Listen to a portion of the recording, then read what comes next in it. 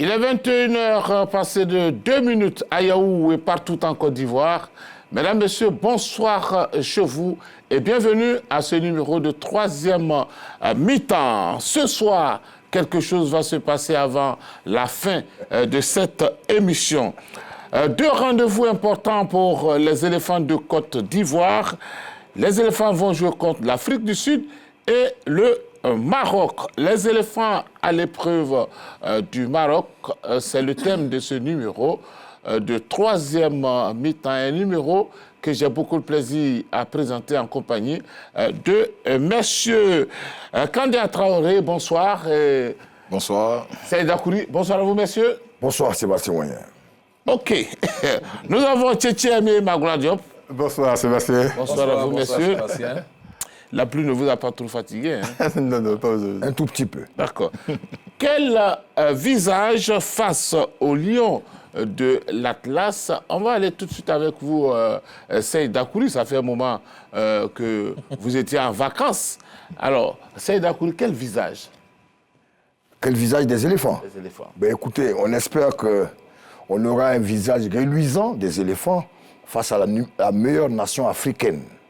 Aujourd'hui, au classement CAF, le Maroc pointe à la première place du classement africain. Et donc, tout le monde réclamait à corps et à cri qu'une équipe de Côte d'Ivoire, au moins, ait un test grandeur nature contre une des nations les mieux classées. Qui plus est, un demi-finaliste de la Coupe du Monde 2022. Tout le monde sait l'exploit réalisé par le Maroc au Qatar en 2022 en atteignant pour la première fois de l'histoire le stade des demi-finales. Alors, la bande agacée, face à cette équipe du Maroc, c'est révélateur de l'état de forme et de l'état de cette équipe véritablement. Parce que le bilan de Gassé, après 10 matchs, 7 victoires, 2 défaites, 1 nul, semble être flatteur. Aujourd'hui, on veut voir Gassé face à une nation qui est supposée une nation favorite de cette CAN. C'est un bloc équipe avec les mêmes joueurs depuis un certain temps et l'entraîneur Walid Regragui a annoncé qu'on ne peut pas être demi-finaliste de la CAN et ne pas remporter la CAN qui suit. Donc le Maroc vient avec des certitudes dans le jeu, avec un bloc équipe qui a ébloui tout le monde entier en atteignant les demi-finales. Donc que vaut la Côte d'Ivoire face à la meilleure nation d'Afrique? Donc c'est ce qu'on attend. Est-ce que la Côte d'Ivoire va répondre présent à ce grand rendez-vous? Vraiment, on le souhaite pour voir véritablement le niveau collectif, le niveau de coaching d'un Jean-Louis Gassé face à Walid Regragui. D'accord. Traoré Kandia, comment est-ce que vous voyez ce match, ce match des éléphants? Quel éléphant face donc au lion? Ouais, je pense que c'est un très bon match de test, comme il a dit Dakouri tout à l'heure, parce que c'est là on va quand même juger les performances de certains joueurs que nous doutons un peu là-dessus. Donc je pense que c'est un match où le coach doit vraiment faire confiance à des personnes qui pensent déjà ne pas être sur la liste pour qu'ils puissent commencer ce match, pour qu'ils puissent vraiment les juger à leur propre valeur. Parce que moi, je pense qu'il a quand même une idée de l'effectif qui va accompagner pour la CAN. Et les joueurs pour lesquels il a des doutes, je pense que c'est maintenant qu'il faut les mettre à l'épreuve pour qu'ils puissent vraiment montrer de quoi ils sont capables. C'est Thiamé? Oui, alors, quel visage des éléphants face au Maroc? On devait s'attendre à une belle révolution des éléphants qui, depuis un certain moment, nous ont fait douter. Les éléphants doivent nous rassurer après ce match amical ou ces 2 matchs amicaux qui arrivent. Mais souvenez-vous, le Maroc est un peu comme l'assassin qui revient sur le lieu du crime. Le 11 novembre 2017,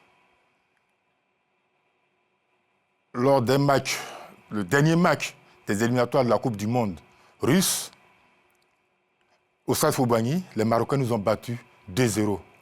Les Marocains étaient alors entraînés par Hervé Renard. Donc ce Maroc qui arrive est une très belle équipe. Elle a été finaliste de la Coupe du Monde en 2022. Demi-finaliste. Demi-finaliste en 2022, et c'est Dakouri l'a souligné. Mais c'est également lors de cette défaite la Côte d'Ivoire a été empêchée d'aligner 4 fois de suite une participation en Coupe du Monde. Premièrement. Et deuxièmement, ça a été le match qui a tout déclenché au niveau de la Fédération ivoirienne de football. Devoir de mémoire, il faut le rappeler. Après cette défaite qui ne qualifiait pas, qui avait disqualifié les éléphants, le comité exécutif de la FIF avait volé en éclats. Donc, c'est un match extrêmement important, certes amical, mais qui va se jouer sur fond de revanche. Aujourd'hui, avec Gassé, il a fait une liste qui... On va revenir à cette liste. Mais disons que ça va être... il faut que ça soit un match bien enlevé, un match âprement disputé. Il faut que les éléphants nous montrent qu'ils ont désormais un état d'esprit. Magloire Diop, quelle est votre réaction? Je pense que la Côte d'Ivoire reste quand même sur des déroutes monumentales face au Maroc. On se souvient. Et puis toutes ces défaites-là ont fait mal à l'équipe ivoirienne. Hein. On se souvient qu'à la CAN 2017, c'est pratiquement la défaite face au Maroc qui nous élimine du premier tour. Et puis ensuite...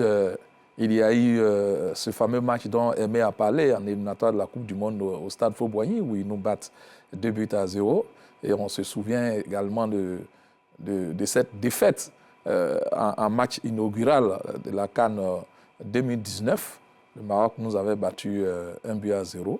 Et vous voyez, ce sont des défaites qui nous ont fait quand même mal. Et je pense que pour une nation qu'on avait l'habitude de dominer, il va falloir quand même qu'on remette un peu le point sur les i.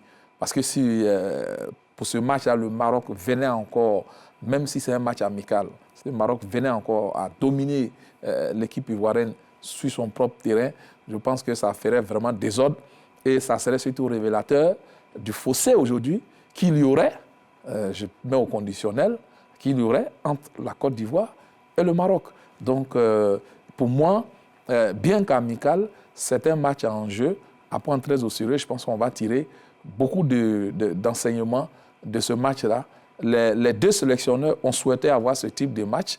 Jean-Louis Gasset a souhaité avoir des adversaires un peu plus corsés, une adversité un peu plus corsée. Il allait de même de Walid Redragui.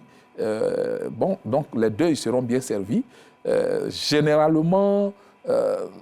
jusque-là, Jean-Louis Gasset, face à des nations d'un certain niveau, il arrive bien classé, il arrive à s'en sortir.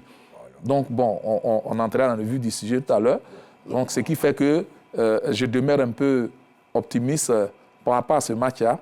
Mais la défaite, pour moi, est interdite parce qu'elle va faire vraiment jaser, elle va faire désordre et elle va mettre beaucoup en confiance cette équipe marocaine. Il faut la faire douter dès maintenant pour que quand elle reviendra dans 3 mois, elle sache qu'elle ne sera pas en territoire conquis.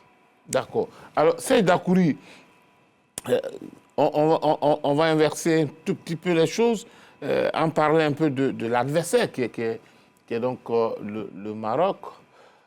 C'est vrai que c'est un match amical et tout. Mais à quel niveau se situe donc pour vous cette rencontre où on se dit que c'est une rencontre, c'est un adversaire vraiment de taille? Ben écoutez, il y a quand même une chose qui est révélatrice de beaucoup d'éléments. L'organisation du football marocain n'a rien à voir avec la Côte d'Ivoire. Il faut être honnête, on est ivoirien. Mais quand vous voyez l'organisation du football marocain et l'organisation du football local ivoirien, il n'y a pas photo. C'est le jour et la nuit. Au niveau infrastructure, ils sont très loin de nous. L'Académie royale du Maroc, les infrastructures qu'on met dedans, ça n'a rien à voir avec ce que nous avons ici. Quand vous voyez le championnat marocain, ce qu'on donne à chaque club de Ligue 1, de première division, avant le 2, on est autour de 300 millions de francs CFA, chaque club. Celui qui gagne la coupe, le championnat, peut avoir plus de 400-500 millions de francs CFA. Il y a des joueurs pro là-bas. Il y a des joueurs professionnels là-bas. Quand vous voyez le WAC de Casablanca, quand vous voyez le Raja de Casablanca, ça n'a rien. Les clubs forts au Maroc sont structurés chacun à son stade. C'est professionnel sur toute la ligne. Ça n'a rien à voir avec des clubs qui naviguent à vue, qui louent des stades. Non. Là-bas, ils sont professionnels. La preuve, le WAC, le Raja sont toujours dans les derniers carrés des compétitions africaines, que ce soit en Ligue des Champions ou au niveau de la Coupe de la Confédération. Et puis, le bloc marocain a surpris plus d'un. Walid Regragui a été très intelligent. Il a gagné la Ligue des Champions et le WAC. Quand il a remplacé Vaïd Alidozik à quelques mois de la CAN, à quelques mois du Mondial, il n'a pas révolutionné l'équipe. Il est venu avec un 3-5-2 qui a ébloui tout le monde. Tout ébloui. Romain Saïs, Naïf Aguer, Mezraoui, les trois défenseurs. Dans les couloirs, il y a quand même Ashraf Hakimi. En milieu, Sofiane Amrabat, Amala et le jeune Azedine Noahi qui joue aujourd'hui à Marseille. Devant, Youssef El Nesri, toujours le buteur de Séville. Ouais. On a vu l'équipe. Ils ont surpris plus d'un. La Roja espagnole n'est pas n'importe quelle nation. Ils ont battu l'Espagne, ils ont battu le Portugal. Avec le courage. Même la France, en demi-finale, ils ont fait douter. C'est la résultante d'une politique bien menée par le président actuel, directeur général du budget, qui fait qu'aujourd'hui, des clubs comme Berkane aussi ont émergé. Alors, la politique marocaine de football n'a rien à voir avec la nôtre. Donc, quand vous voyez aujourd'hui que ces pays émergent, c'est la résultante d'une politique bien menée de manière professionnelle qui donne ces résultats probants. C'est un peu partout au Maghreb. Entre le Maghreb et nous, il faut être honnête de reconnaître que c'est le jour et la nuit. Sur 10 matchs, on peut faire un exploit, mais sur la durée, les pays les plus structurés comme le Maghreb nous gagnent toujours. Nous, on fait ce qu'on appelle un petit exploit. Mais eux, ils planifient à court, moyen et long terme. La preuve, les clubs comme le Raja, les clubs comme le WAC sont mieux classés que nos clubs ici. D'accord. Voilà. Quand donc il faut s'attendre à tout, ça va être un adversaire vraiment à prendre très au sérieux. Oui. Parce que cet adversaire peut nous permettre de douter après. Hein. Oui, ça c'est clair. Et comme Dakouri a dit tout de suite, on a vu déjà l'évolution du Maroc depuis le mondial. On a vu que c'est une équipe qui monte vraiment en puissance. Et moi, je suis content parce que ce genre de match, c'est un bon test parce qu'il faut profiter de ces matchs pour pouvoir faire connaître les joueurs que les Ivoiriens ont des doutes là-dessus. Pour moi, parce que le sélectionneur, il a quand même une idée des 15 joueurs déjà qui sont sur sa liste des 22 pour la CAN. Et pour des joueurs qui doutent, c'est le moment de les mettre à l'épreuve. Et ça, il ne faut pas qu'ils doutent. C'est un match amical, on est d'accord, le résultat, elle vient après. Mais pour ta sélection, il est important pour que tu puisses faire jouer les joueurs pour lesquels tu as des doutes sur eux. Donc il faut les mettre dans le bain. Et c'est des joueurs, c'est des professionnels, parce qu'ils sont habitués à ces matchs, parce que tous ils sont dans des grands clubs, donc ils pensent qu'ils peuvent assumer. Donc c'est, on va dire, la carte idéale pour pouvoir tester tous ces joueurs-là et il a 2 matchs. Parce qu'il ne faudrait pas qu'ils viennent faire jouer encore l'équipe type qu'on connaît là. Demain encore, on va encore douter, c'est rentré sur tout. Mais ceux qui ne sont pas encore sûrs, mets-les sur le terrain, c'est des grands garçons, ils vont assumer, ils jouent. À partir de là, chacun joue sa place pour sa CAN. Point barre.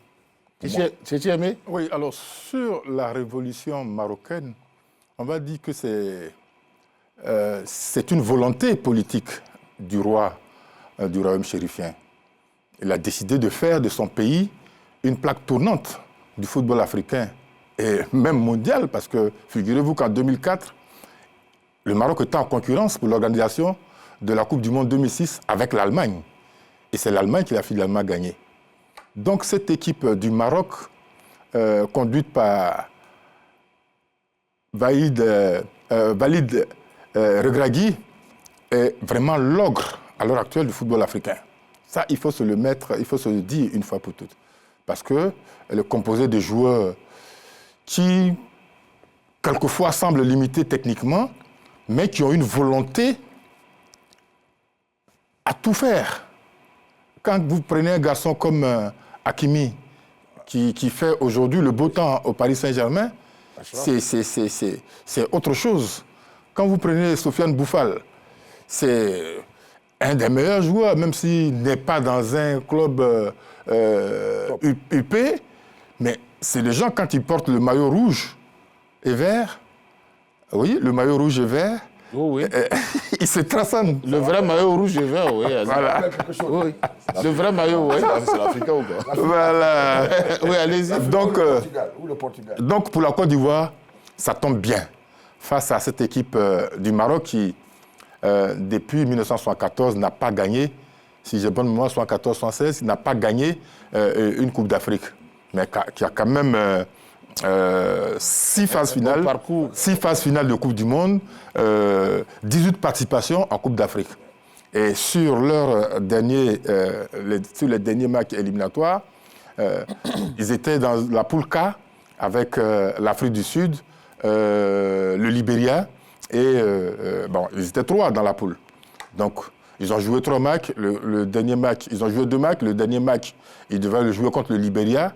Mais il y a eu des séismes, on le sait tous, au Maroc ces derniers temps. Donc, voilà, 3 matchs. Ils ont fait 2 matchs, 2 victoires. Ils ont 6 points. Ils sont derrière l'Afrique du Sud. Mais avec le match contre le Libéria, forcément, ils vont passer devant.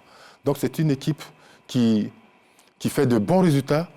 Mais c'est une équipe, quand on la voit jouer, elle a de la détermination. On sent l'envie. On sent l'envie. Et cette envie-là, l'entraîneur Regragui, qui a été lui aussi un très bon footballeur, milieu de terrain, il était de la génération de 2004. Il transmet cette envie de jouer à ses joueurs. Donc voilà, pour la Côte d'Ivoire, Sur l'équipe. il a un gros impact sur l'équipe. Et donc pour la Côte d'Ivoire, c'est un match qui tombe très bien. Pic à pic. Qui tombe à pic. On sait qu'on devra savoir au soir du 14 octobre qu'on a une équipe en devenir. Magoula. Écoutez, Sébastien, moi, le Maroc, je suis un peu... C'est tout ce que Seyd Dakouré a dit, c'est bien pour les clubs. Hein. Voilà, c'est bien pour les clubs, c'est bien pour le... C'est pas vrai? Non, c'est pas ça la question. Ah, ok. Comme tu as dit, La question, c'est pas ça. J'ai dit que c'est bien pour les clubs. C'est bien pour la formation. Oui, c'est bon. C'est bien pour la formation parce que il y a beaucoup de joueurs qui sont dans cette équipe nationale qui sont sortis du centre Mohamed VI. Ça, c'est très bien. Comme dans le temps, l'académie. Pour le football local, c'est bon. Mais quand je prends l'équipe nationale marocaine, je remets en cause son état d'esprit. Elle me semble une équipe qui n'a pas beaucoup de respect pour le football africain. L'équipe nationale, je ne parle pas du Raja ou bien du WAC. Okay. Voilà, parce que eux, s'ils avaient la possibilité de jouer la Ligue des champions de l'UEFA, ils n'auraient pas joué en Afrique. C'est ça le problème de cette équipe. Elle ne me semble pas respecter suffisamment le football africain. Et donc, respecter suffisamment la CAN. Pour moi, le Maroc n'accorde pas à la CAN cette importance-là qu'il accorde à la Coupe du Monde. L'équipe nationale marocaine est très concentrée. Les joueurs sont hyper motivés quand il s'agit de jouer la Coupe du Monde, quand il s'agit de jouer des adversaires européens ou bien sud-américains.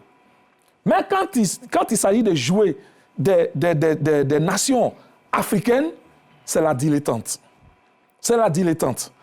Et donc, les fois où le Maroc s'est montré un peu respectueux, avec une équipe vraiment très engagée et qui avait la volonté de remporter la CAN, c'était en 2004. Ils sont arrivés jusqu'en finale. Ils sont tombés face à la Tunisie, avec une génération formidable qui était conduite par Youssef Hadji. Une très bonne génération. Mais ils n'ont pas pu remporter la CAN. Mais depuis lors, parce que le Maroc n'a joué que 2 finales de son histoire. C'est une anomalie avec l'Atalakou que Seyd Dakouri vient de faire du Maroc. Donc je me dis que normalement, c'est une nation qui devait marcher sur l'Afrique. Combien de coupes d'Afrique? Ce qui n'est pas le cas. Au niveau des clubs, le Maroc est une super puissance en Afrique. Mais en équipe nationale, je suis désolé, ce n'est pas une équipe, c'est pas une sélection qui respecte l'Afrique. Donc je remets en cause son état d'esprit et ce qui fait que je trouve que quand nous venons à nos réalités continentales, le Maroc, pour moi, devient un adversaire tout à fait prenable à cause de cet état d'esprit. Maintenant, aujourd'hui, ce qui fait sa force et qui, pour moi, pourrait sauver ces lions de l'Atlas-là, c'est leur entraîneur, Walid Regragui.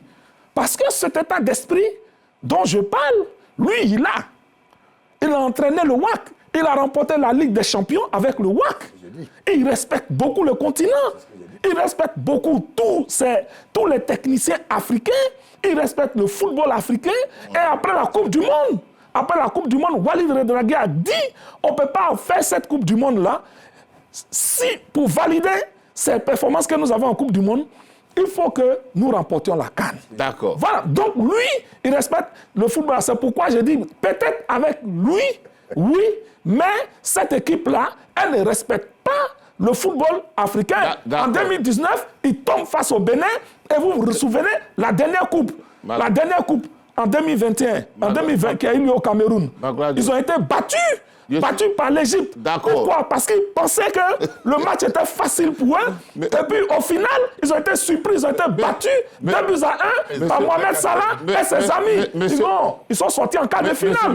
Donc, cette équipe du Maroc, je pense que c'est une équipe que la Côte d'Ivoire devrait, franchement, pour le match de ce samedi-là, c'est une équipe que nous devrions normalement, comment on appelle, dominer. D'accord.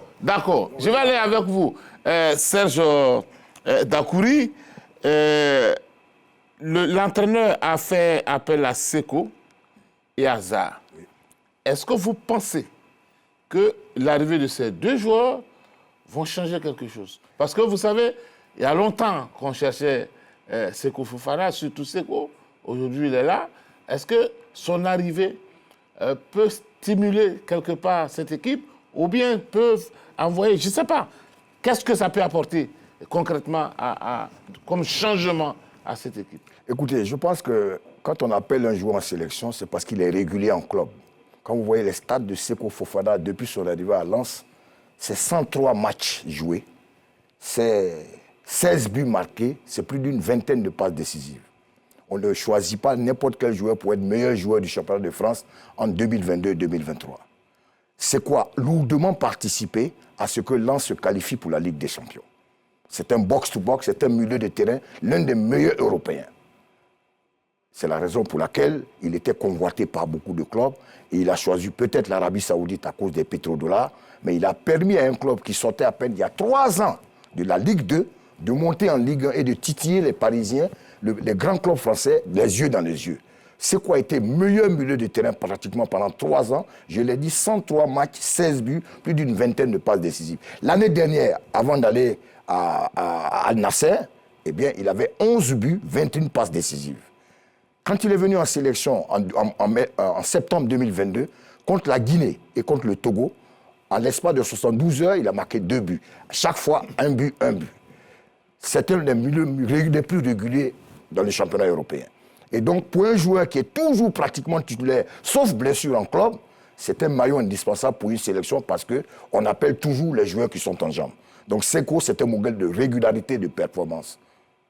Et Zaha? Zaha, c'est pareil. Que ce soit avec Roy Hodgson, que ce soit avec Patrick Vieira, depuis 4 ans de présence, de 2019 jusqu'à, il a joué 128 matchs, il a marqué 30 buts. 30 matchs, il a plus de 25 matchs chaque année. Et là, aujourd'hui, il a signé à Galatasaray, qui s'est lourdement renforcé avec le défenseur Davinson Sanchez de Tottenham, Hakim Ziyech, qui va rencontrer son coéquipier en club, Mauro Icardi, aujourd'hui, Galatasaray, s'est permis d'aller battre Manchester United à Old Trafford avec un but de Zaha. Ça veut dire que Galatasaray, en Ligue des Champions, il n'y a pas si longtemps, allait battre Zaha, marqué une super reprise de volée. C'est dit que Zaha est normalement un joueur régulier et en changeant de club, son adaptation a été rapide dans la Turkish League. Donc ça veut dire quoi? Ça veut dire que au niveau performance, au niveau régularité, ces deux joueurs sont des joueurs à prendre. Parce qu'en club, ce ne sont pas des joueurs qui chôment, ce sont des joueurs qui sont en pleine activité. Pourquoi ils ne viennent-ils pas depuis 1 an? La question demeure en suspens. Mais ce que je dis, en valeur ajoutée, que ce soit Seko Fofana ou Zaha, les deux n'évoluent pas certainement dans le même registre, puisqu'il y a un qui est milieu de terrain et il y a un qui est attaquant, mais c'est une valeur ajoutée inestimable à notre équipe, surtout qu'en face, on aura un poids lourd. Le milieu de terrain ivoirien a besoin de cela. Un homme comme Seko Fofana qui peut être au démarrage des actions et à la fin des actions, ce qu'ils appellent le box-to-box. Et on en a besoin, parce que généralement, nos milieux de terrain sont très, très lents et jouent souvent en attaque placée, que ce soit Kessie étant. Or, lui, dans la transition qu'il a amenée à Lens, on part très rapidement en profondeur. Dès la récupération du ballon, ça peut changer les choses. Donc, pour moi, les deux joueurs appelés peuvent apporter véritablement une valeur ajoutée à cette sélection qui en a lourdement besoin face à l'adversaire de jour. Oui, ces deux joueurs sont très, très importants pour la sélection ivoirienne. Déjà parce qu'à la base, comme je le dis, tout le monde le réclamait, Sekou. Et on est tous unanimes de ses qualités et de ce qu'il peut apporter. Et moi, j'insiste encore toujours, parce que Sekou, c'est une valeur sûre. Zaha, c'est une valeur sûre. Maintenant, moi, comme je dis là, je tire toujours l'accent sur un match test pour que l'entraîneur puisse vraiment tester les nouveaux que les Ivoiriens n'ont pas vus et qu'on pense qu'il peut apporter un plus, donner cette chance aux jeunes là pour qu'ils puissent montrer de quoi ils sont capables. Parce que ce coup, on a tous vu ici avec Lens ce qu'il a apporté, ce qu'il peut apporter et nous sommes au courant. On sait qu'il va faire un gros truc. Zaha, c'est pareil. Maintenant, les autres qui sont entre guillemets où il y a des doutes là-dessus, c'est ces matchs-là, il faut profiter. L'entraîneur, il faut qu'il prenne le courage de faire ce match-là, un match de test pour ces jeunes-là, pour qu'on puisse les voir se transcender pendant tous les 90 minutes, parce qu'il a 2 matchs. Il peut rattraper l'autre match d'Afrique du Sud avec son équipe type qui pense, mais il faut qu'il choisisse vraiment un match où il doit faire connaître les jeunes qu'on n'a pas encore vus, parce que sinon là, on va rester toujours sur les mêmes fins. Il va nous mettre une composition de l'équipe qu'on a l'habitude de voir. Après, demain, on va venir se plaindre pour dire pourquoi il n'a pas fait ceci, pourquoi il n'a pas fait ceci. Là, l'occasion est tellement bonne pour présenter une nouvelle équipe face au Maroc, pour voir de quoi la Côte d'Ivoire est capable. Il faut qu'il le fasse. Tétiémé. Alors, personne ne doute des qualités de footballeur, de Seko, grand footballeur de Seko. Il n'est plus à Lens. Il était très, très fort à Lens. Et les 2 matchs qu'il a joués avec les éléphants, il a carrément fait la différence. Il a éclaboussé de son talent tous ces matchs-là. Marquant 2 buts. Ces 2 matchs-là. Il a été décisif en plus. Donc c'est un joueur très talentueux. Aujourd'hui, il est à Al Nassr, en Arabie Saoudite. Est-ce qu'il a toujours cette forme?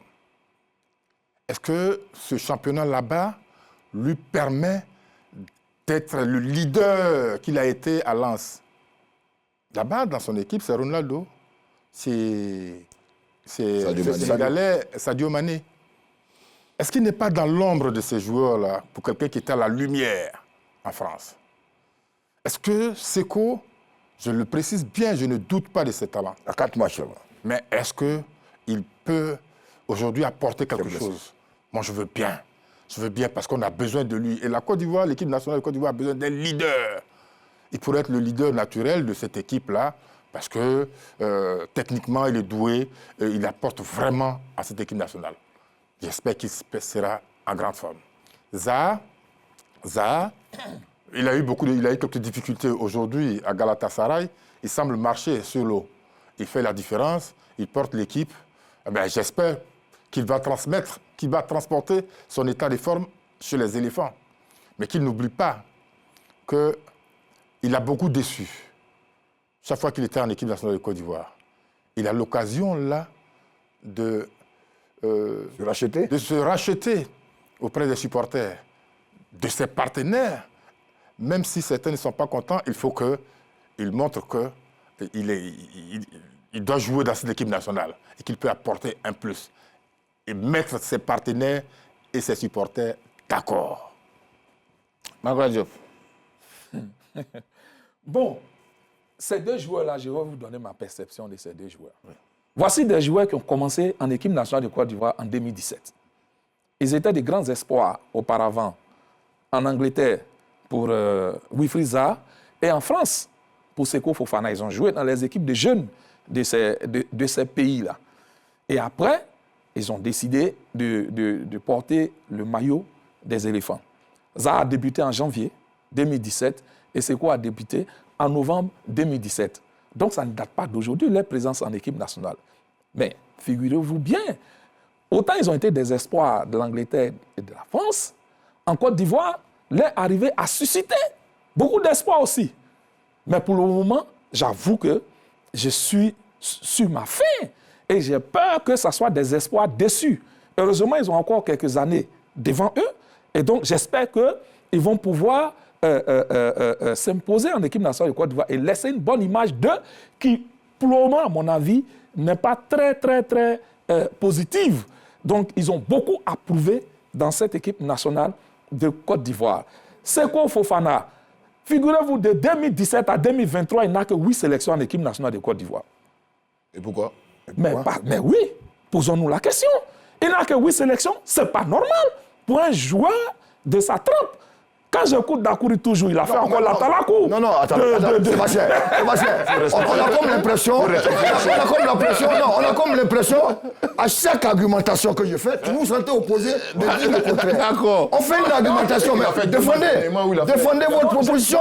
D'accord. Vous défendez vos arguments. D'accord. Vous vous sentez tous opposés de dire. Tu as raison. Vous argumentez, ne me citez pas. Tu as raison, Serge. Allez-y. Non, si, Seko. Moi, je parle de l'équipe nationale de Côte d'Ivoire. Moi, je ne suis pas supporter du Racing Club de Lens. Moi, je parle de l'équipe nationale. Je parle de l'équipe nationale de Côte d'Ivoire. Voilà. Donc, j'ai dit que depuis 2017, il n'a eu que 8 sélections pour 3 buts en équipe nationale de Côte d'Ivoire. Zaha, il a près d'une quarantaine de sélections. Il n'a que 5 buts. Il a joué quoi? Il a joué. Comment? Il n'est pas gardien de but. Au moins, ça, je sais qu'il n'est pas gardien de but. Donc, Zaha, il a joué la CAN 2017, il a joué la CAN 2019, il a joué la CAN 2021. Donc, il a joué 3 CAN. Mais je vous dis qu'il ne compte que 5 buts. Donc, ça veut dire que c'est des joueurs qui ont, qui doivent faire leurs preuves. Pour moi, ils n'ont pas encore imposé leur marque dans cette équipe nationale de Côte d'Ivoire. Seko Fofana, vous m'aurez posé cette question il y a 1 an. Parce que son dernier match avec l'équipe nationale de Côte d'Ivoire, ça remonte à septembre 2022. C'est ce que j'ai dit. Vous m'aurez posé cette question il y a 1 an. D'abord, on a eu ce débat ici. Oui. On le réclamait à corps et à cri. Parce qu'on estimait que ce joueur-là, c'était vraiment celui qui devait tirer l'équipe nationale de Côte d'Ivoire. Mais 1 an après, je trouve que ce joueur est fané. Je trouve que ce joueur est fané. Okay. Parce que, non, mais je trouve qu'il est fané. Maintenant que tu me dis de donner mon point de vue, il te choque, mais je le donne. Non, mais il ne choque pas. Je trouve que ce joueur est fané. Il a quitté le Racing Club de Lens. Il avait la possibilité de jouer la Ligue des Champions. Et donc, de monter d'un cran.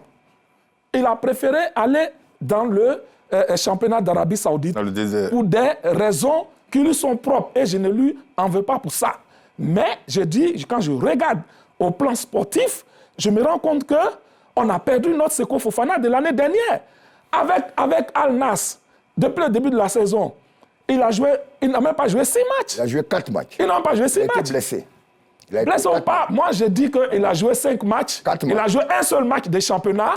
Et donc, voici un joueur qui, dans cet état, il ne vient pas en équipe nationale de Côte d'Ivoire avec 50 matchs dans les jambes. Voilà quelqu'un qui est complètement diminué. Et donc, je suis fondé à douter de son état de forme actuel. Et donc, j'attends de voir. Mais j'avoue qu'au niveau où je l'avais placé, il est complètement descendu.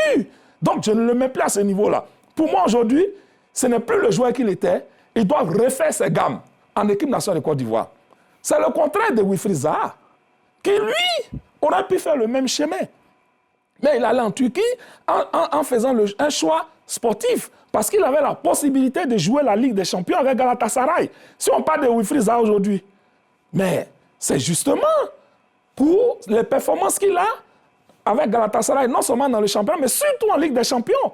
Parce que le but qu'il met à Manchester United, ça l'a complètement mis en lumière et personne n'oserait douter aujourd'hui des qualités, de la valeur des Zaha. Lui, il enjambe. Donc, contrairement à Seko Fofana, je trouve que Wilfried Zaha, oui, il peut apporter dans cette équipe nationale de Côte d'Ivoire. Je ne serais pas choqué qu'on le titularise. Mais Seko Fofana, pour moi aujourd'hui, c'est un joueur secondaire dans l'équipe nationale de Côte d'Ivoire et doit se battre pour avoir sa place. Merci. Alors, Seydou Akouri, oui. On va plus revenir sur l'aide de vérité de Gassé. Je pense qu'on a déjà parlé de Gassé.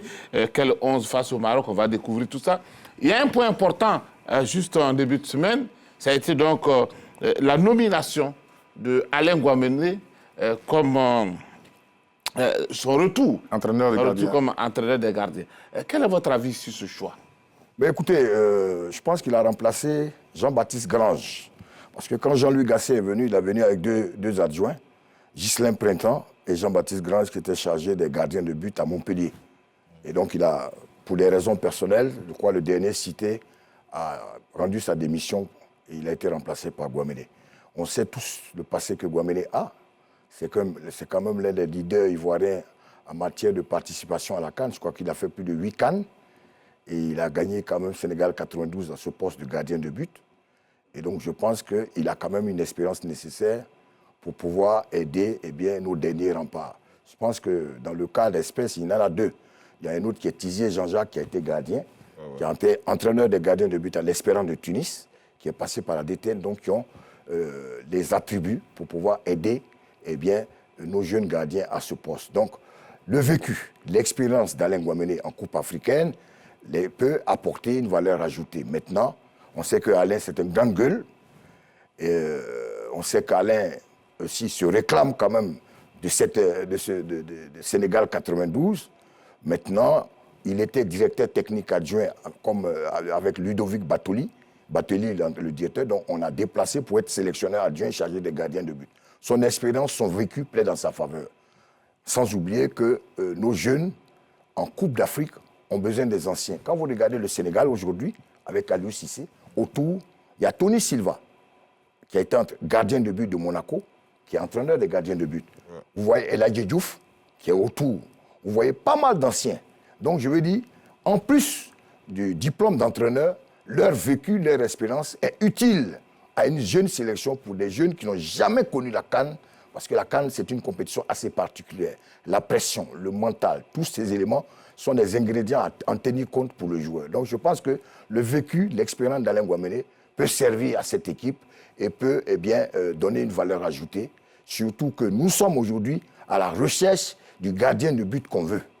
Aujourd'hui, c'est Fofana Yaya qui a été titulaire sur les 2 derniers matchs, le gardien du SCO d'Angers, né en France le 20 août 2000. Il a à peine 23 ans.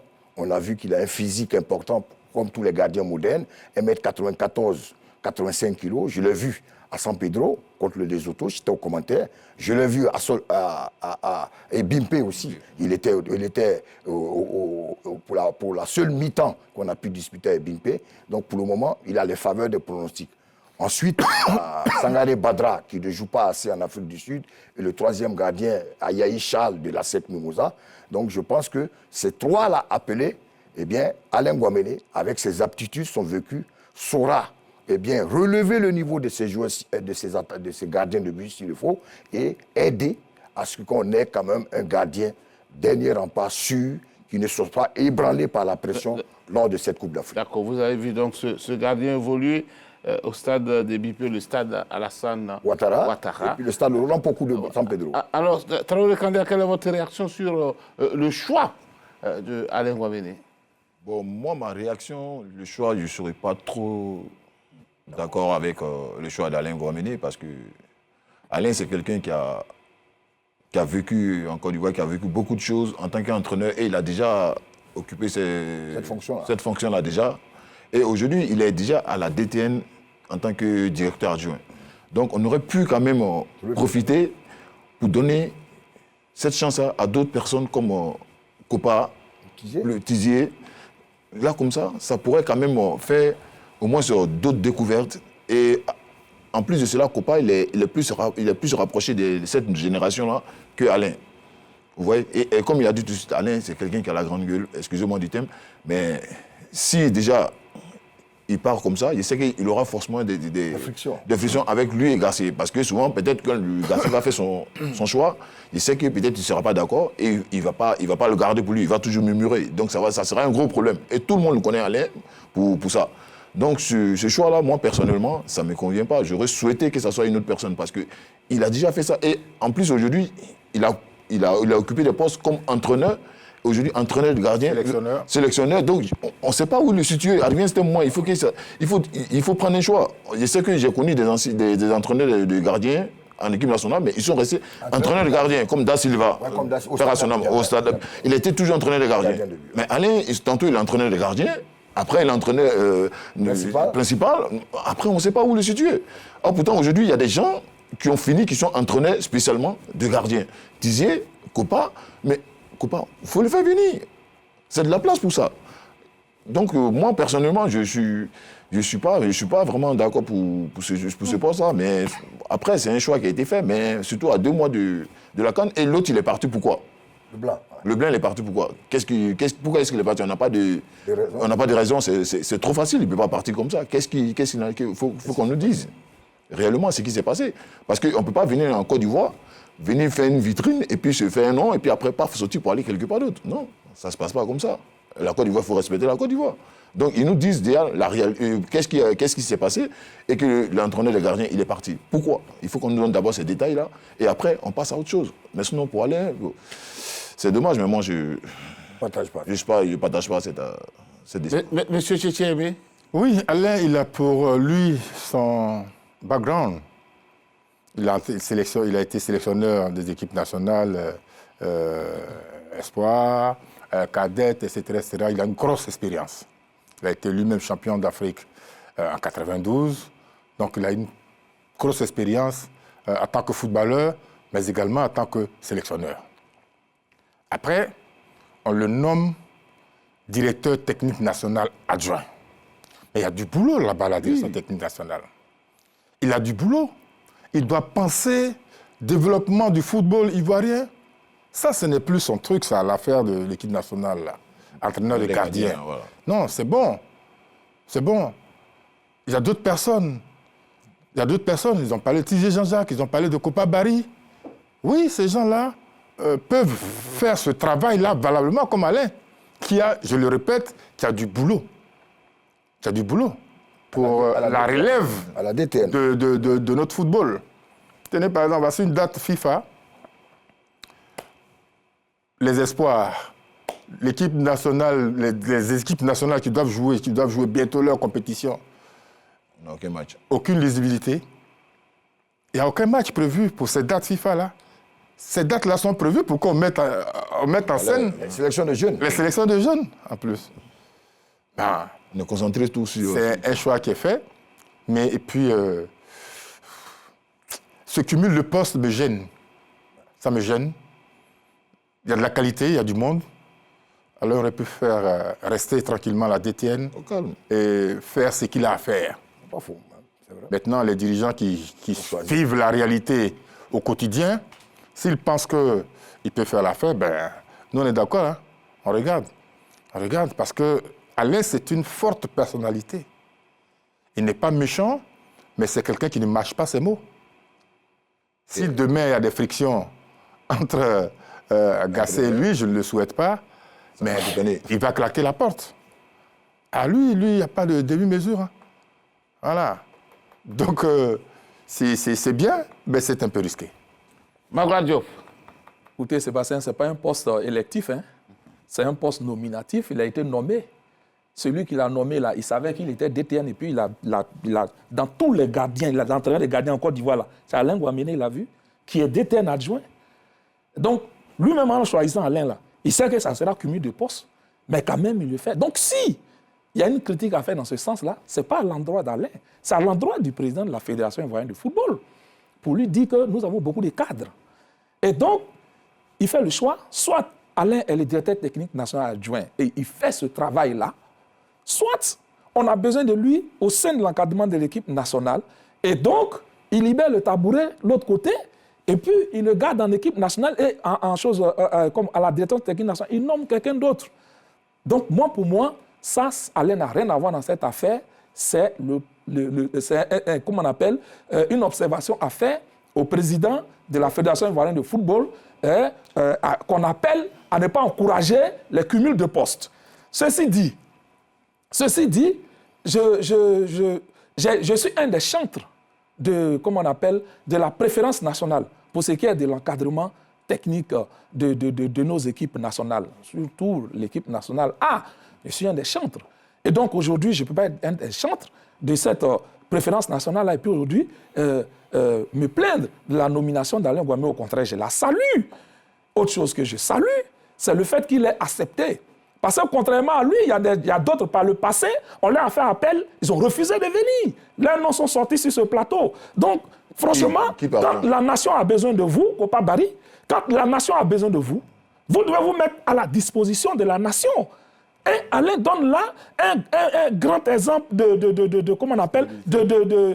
patriotisme et de disponibilité et de quelqu'un qui est prêt à se battre pour, le football ivoirien. Et ça, je salue ça. Je ne vais pas revenir sur ses qualités dont Aimé a déjà parlé. Je ne vais pas revenir sur son expérience dont,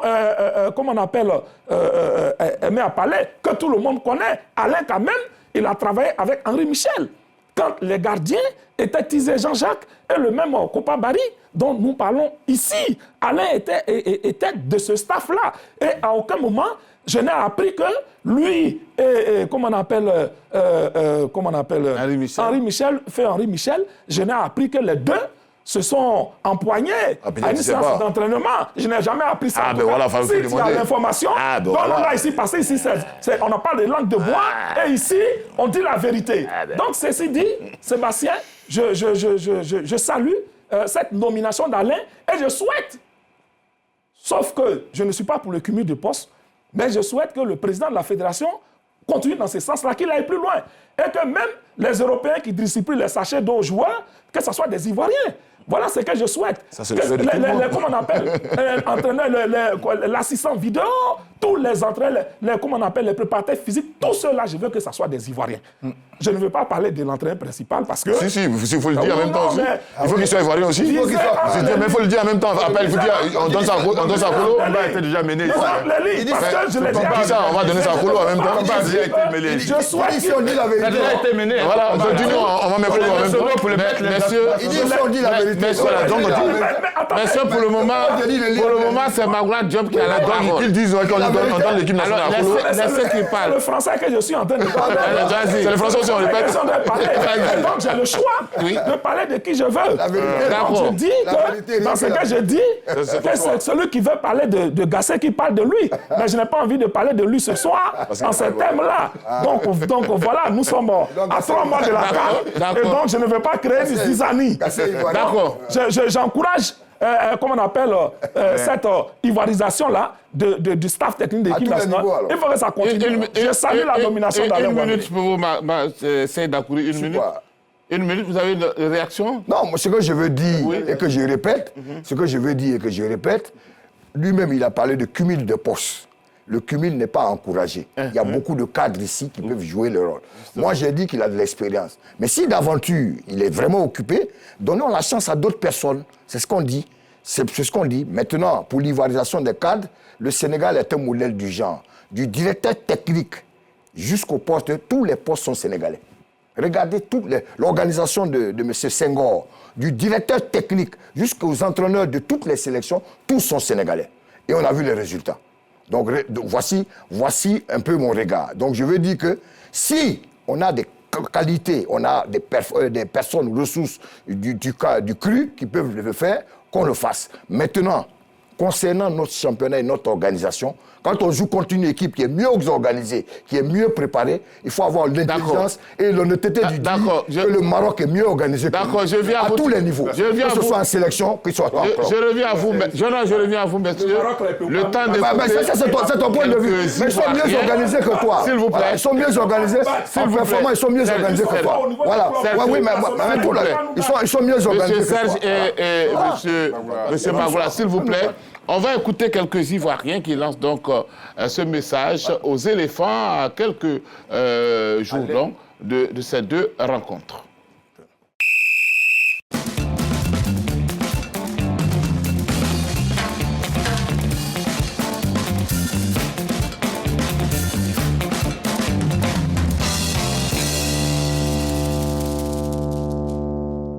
Il faut vraiment qu'ils nous montrent un bon visage, parce que nous sommes à quelques mois de la CAN.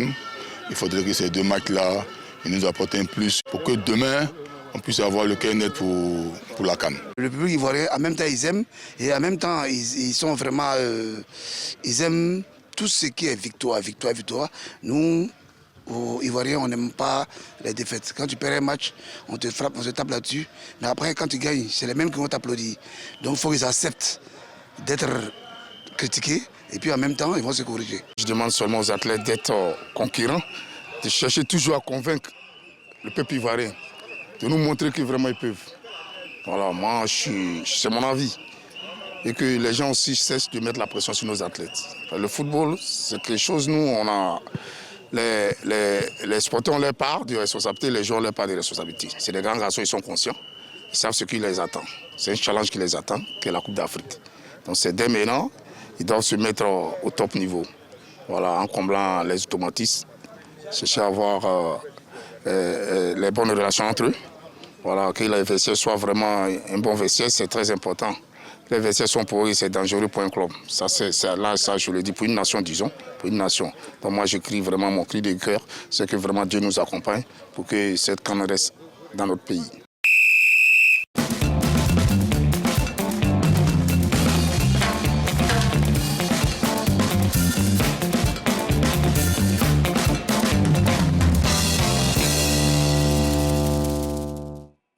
Alors, messieurs, on parlait tout à l'heure d'Alain Guaméné. Eh bien, il y a une information majeure qui vient juste de tomber concernant donc Alain Guaméné. Et vous me charge en tout cas de vous transmettre toutes ces salutations. Il est très heureux de vous écouter. Et c'est en même temps ici qu'on vous dit au revoir. Et on se donne rendez-vous mercredi prochain pour un autre numéro de 3e mi-temps. Ben Boka, Séraphin et tous les techniciens. Merci pour la réussite de ce numéro de 3e mi-temps. Au revoir.